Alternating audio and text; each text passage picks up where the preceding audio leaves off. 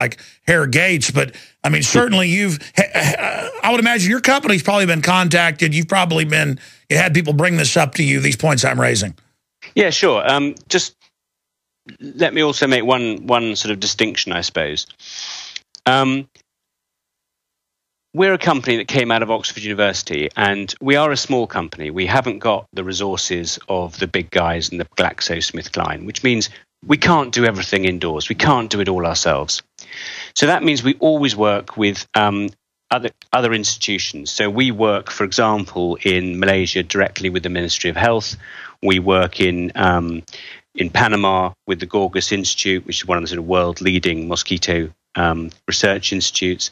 So we always work with leading institutes. So that gives a measure of comfort, because there's nothing sort of, as I would say, there's no sort of closed doors. And we also work in a very sort of transparent and Sure, it's way. like you've got BP ordering the drilling company to pour water in, and the company said it will blow up, and they said, we want to save money, so it blew up. You're saying that there is basically a committee process, and there's a lot of different people looking at it. It's not just a corporate CEO saying, do this. Yeah, it's not just us. This is a new technology. So everybody, if you get the science world and you get those people involved in these sorts of approaches, I mean, everybody does want a piece of the action. Everyone does want to understand it. They want to get their hands on it. So we work with the Pasteur Institute in France. And, people say, can we have your mosquitoes? Can we do tests on them? And the answer is basically yes, you can. And that helps us as well, because we're so small. We just can't do it all ourselves. But certainly you've got to know that this is the type of technology a government could use or develop as something that renders humans basically stunted, where we never were able to develop. That's almost the opposite of what they do in Brave New World. Well, there's a big distinction. Can I answer a slightly different question, Sure. which is, the approach that other companies or other people are taking around mosquitoes, and just sort out the whole GM insect piece. Now, obviously, mosquitoes spread disease like malaria, dengue fever. We know that. Now, clearly, there are researchers all the way around the world thinking there's got to be a better way than just throwing out lots of chemical. And so what you have there is you have a lot of people working on different methods. Now, you'll get one guy who will say, well, okay, I've got a clever idea. Let's suppose I could make the dengue mosquito not catch the virus itself, because if it can't get the virus, it can't transmit it. So someone will work on a genetic change that will be looking to stop the mosquito getting a virus, or looking to stop it developing it, or finding another way to shorten its life cycle. You'll get a whole series of different sort of strategies, all sort of coming in this area. And there's a fundamental difference between us and all of those, because all of those strategies center on making some sort of change that persists. So in other words, people are working on ideas that say, if I can make a mosquito less susceptible to disease, then by definition it won't spread viruses, etc. But to get that out, to make that effective, you've got to actually change the mosquito species. You've got to push that out. You're just eradicating them. And we're not eradicating them, and we're not spreading a gene through the environment, either through time and generation. Well, then what do you call it then if you're reducing? Well, what we're doing, I'd call it elimination, because you imagine our approach. We put out every mosquito we put out, it's only going to fly 200 yards. They don't fly any further. Normal ones don't. What GMOs don't. They're all the same. They don't fly very far. Imagine two towns next door to each other, exactly the same. And imagine we release our mosquitoes in town A and not in town B.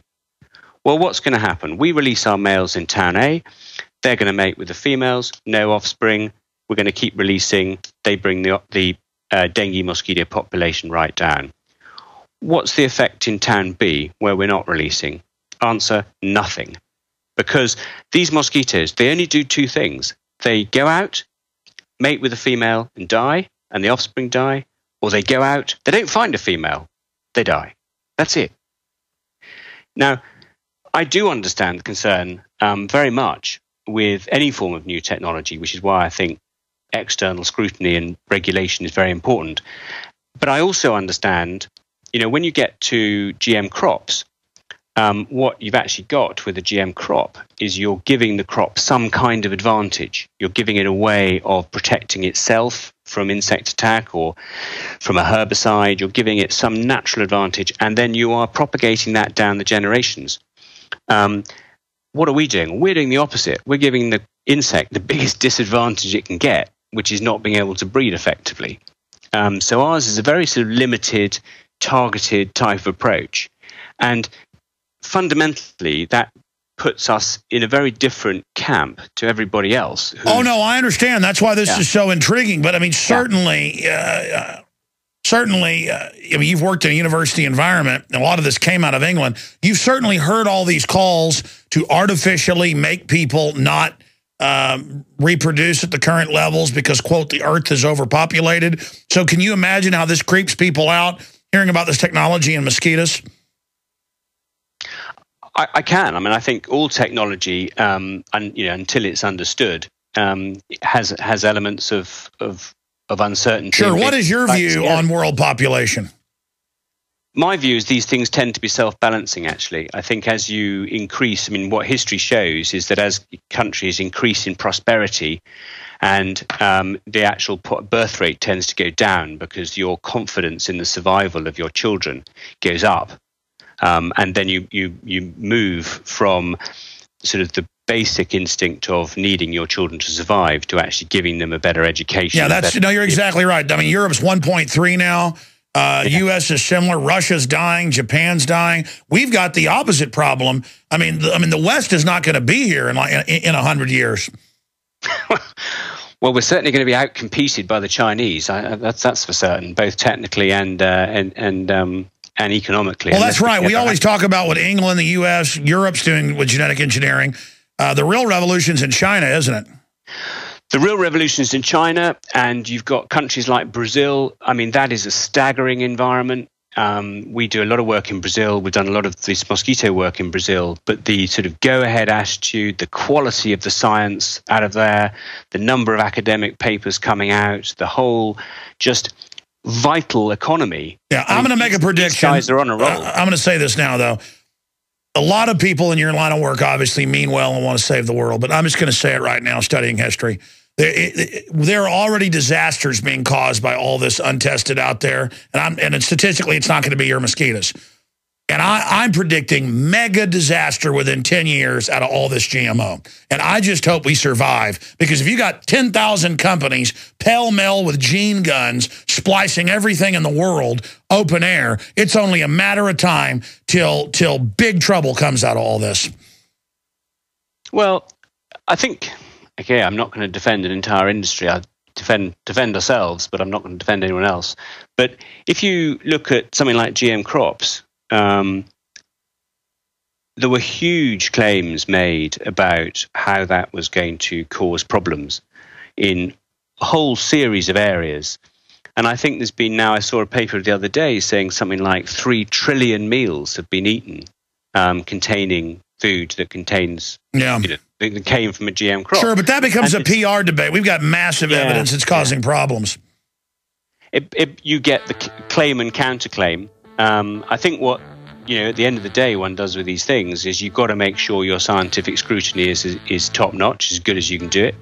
You make sure you understand your risks, and you make sure you understand your benefits. And you also say, well, what else am I doing? Am I happy with what I'm doing? Hadyn Parry, I've got one more question for you when we come back. Sure. Stay there. Folks can go to the website, Oxitec.com.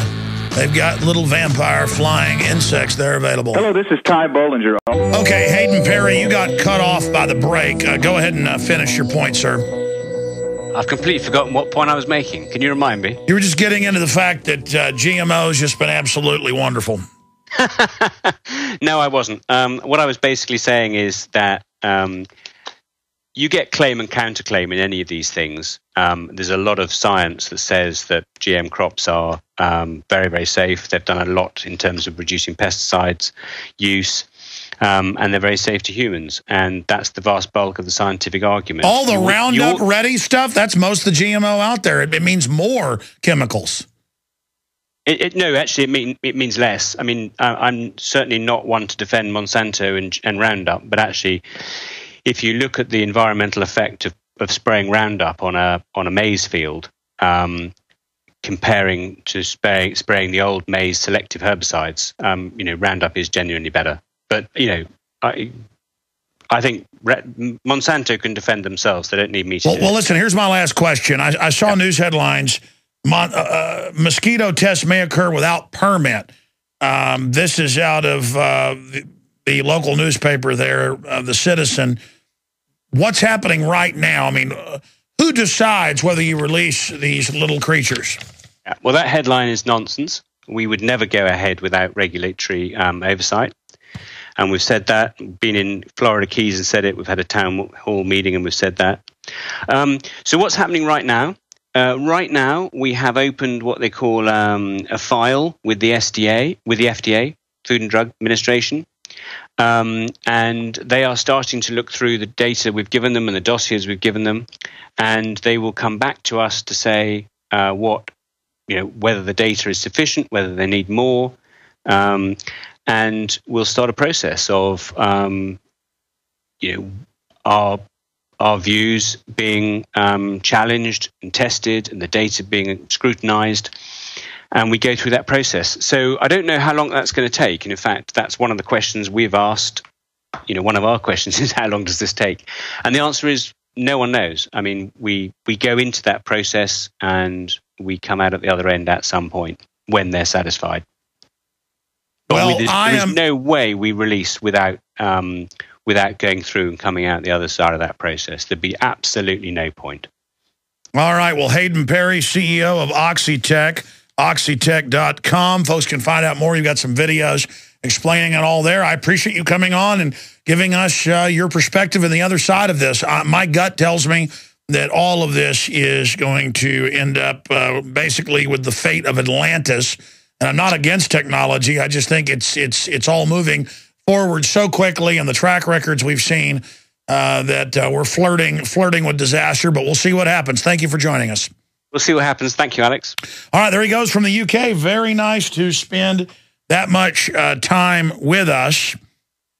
Now, there is a lot we're going to be covering, obviously, on the nightly news tonight, I should add, but we'll just have that posted at prisonplanet.tv. Going to have some big breaking news there. I don't have time to get into it all, but I really differ with his claim of no big problems with GMO. The mainstream media won't cover what's happened, but we know. I mean, we know with the inserts of the vaccines, it says causes cancer, can kill you, narcolepsy, epilepsy, yada, yada, yada. And then the vaccine people go on national TV and say, there are no side effects. And then now they're having to go, oh, well, it did cause some people to have seizures and die, but it's, Gardasil is killing some people, but it's okay. And then it turns out this stuff doesn't even protect you. Well, I knew that 5 years ago. It said on the insert, doesn't protect you from it. In the case of Gardasil or any of this, it's all in the fine print, folks. And this guy may mean well. And I'm not saying there isn't technology out there. But this playing God